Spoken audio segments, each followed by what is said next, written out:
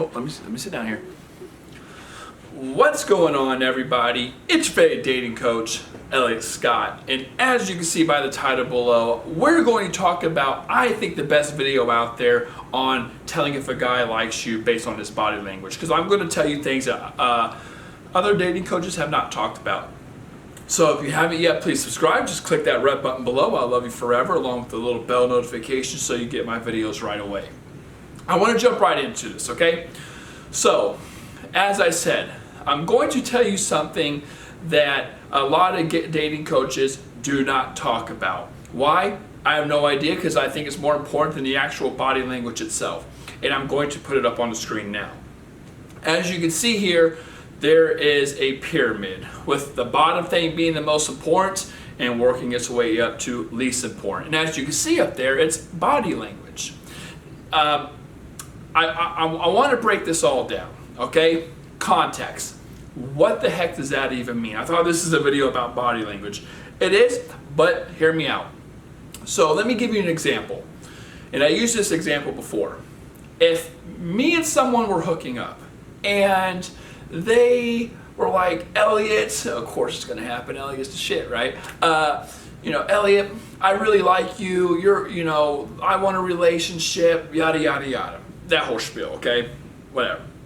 And I'm like, well, I like you too. I think you're great, but I'm not really looking for one. I thought this was friends with benefits. I'm sorry if I made you feel any differently. It's just not what I'm looking for right now. And then the girl's like, oh, well, okay, fine, sure. And then the next day, she continues to hook up with me. Now, I talk about this a lot in my value course. You should check this out, Attraction Academy. You need to check this out if you really you have a problem with negotiation and context. What just happened here changed the entire context for body language also, not just our situation or the title of our situation. So, by her saying, I like you, and me retaliating with, I like you too, but I'm not really looking for a relationship, we both put out there our stand, or not our standards, but what we're looking for, where we stand. And she caved in, not caved in, but I can only tell by her actions. Don't think of it as caving in, because it's not, I take that back. But I can only assume by her actions of, after I said, I'm not looking for anything serious, her continuing to hook up with me, that now tells me that she is on the same page and that she understands, that she's okay with hooking up with me without a relationship. Okay, now what does this have to do with body language? The thing that happened here is what I call a safety net. The guy just created a safety net. Again, I talk about this a lot in my value course. Now a guy can do what he wants when he wants in terms of attraction or body language. I could be very lovey and dovey. I can cuddle a lot. I can touch. I can smile. I can call. I can blow up your phone. I can initiate. I can take you out. I can do all these things. And why would I do them? Well, two reasons. One, because maybe I do like you, and I like courting you, and I like hanging out with you. I just don't want a relationship. As I always say, a relationship is a lifestyle. Liking you is something I cannot help, okay? That's number one. Number two, there is no pressure, or there should be no pressure at all now, for a relationship. I erased the picture. This is me erasing, okay? Whatever. This is me erasing the board of me painting you the picture of opportunity, because I said I'm not really looking for anything. So I don't feel weird or pressured or bad for complying and going along with things and being nice and being sweet and being this and being that, because I told you at the end of the day, or at the end of the day, what's going to come down to is, a woman can say, well, you're being all these things. It's like, well, yeah, I like you, but I told you I don't want a relationship. He can always go back to that. And the fact that he said that to you, he now knows that again, very direct here. He now knows that he's not looking for one. So he can be direct like that. And again, there's many reasons for doing it. One, there's no pressure. Two, it can benefit him more. Like if I court you more, maybe I have more sex. And three, he has that safety net, okay? So, and again, maybe he does like you. So that's number one. You got to focus on context. That context dictates a lot when it comes to these other two things, because a lot of women will come to me, my clients, and they'll say, well, he does this, he does that, he's, why would he do that if he didn't like me? And I'm like, whoa, who said he didn't like you? He didn't say he didn't like you. He said he didn't want a relationship. She's like, well, yeah, but. I'm like, no, there is no buts. When a guy does all these great, and he's not leading you on either. Women, if you don't like it, you could just pull away, but you won't. A lot of women don't for some reason. And I don't think you should in this situation, to be honest. I mean, if the guy's a decent guy overall, and he's not taking advantage of you, and he's giving you what you want for the most part, go along with it. Have fun if you want, okay? But a lot of women, one more time, will come to me and say, well, why is he initiating? Why is he doing this? Why is he blowing up my phone? Why is he texting me? Why is he so cuddly after sex? If a guy just wants sex, he'll just have sex and leave, but this guy cuddles. And it's like, well, because it doesn't matter. She's like, basically the body language sign. He's showing me all these signs he likes me. Okay, that's fine. He's doing that. But he says he wants friends with benefits. Doesn't matter. No different than I had clients who come to me and they're like, this guy's doing all these things, but he says he sees me as just a friend. Okay, he sees you as just a friend. There's no other way to decipher that. Okay, so that's that. Now the other thing, I feel like my hair's falling down. Now, the other thing going up is layers and consistency. And what I mean by that is you can never assume, this has more to do with body language, you can never assume that a guy is interested or disinterested on little things. So just because I cross my arms, whatever, it doesn't mean I'm not interested in you. I'm just crossing my arms. If I'm not looking away from you and I'm not holding eye contact, it can mean many different things. It doesn't mean I'm not interested. Maybe I'm shy. Maybe I'm not good at eye contact. Maybe something else is catching my eye. Maybe that thick girl behind you. Whatever, There's a lot of reasons why a guy looks around. But to make this more accurate, you kind of have to do your detective work.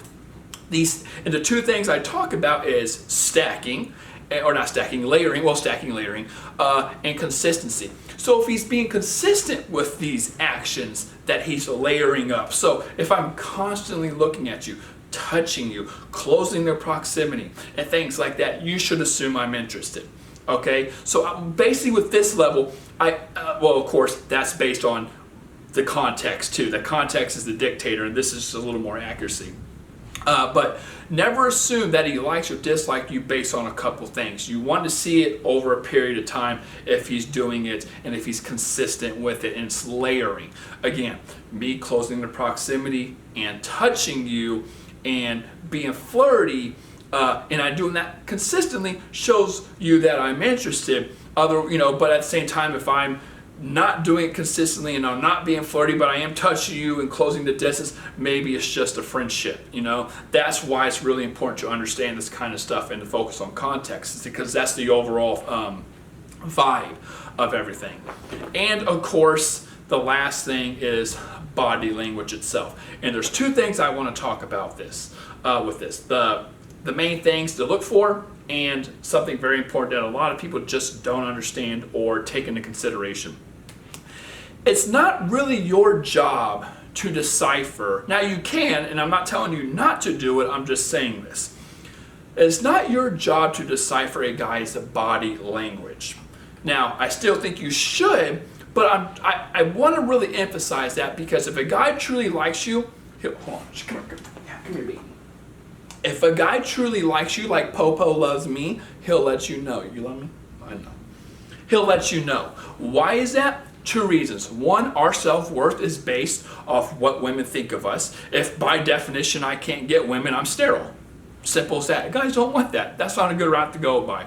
Our self-worth is based off what you think of us. Now, that equals to the second thing, or that goes to the second thing, which is I need to find out if you're interested in me or not. And I do that by sending you, it creates a feedback loop. I do something, you react, and then I react to that, and it just starts going.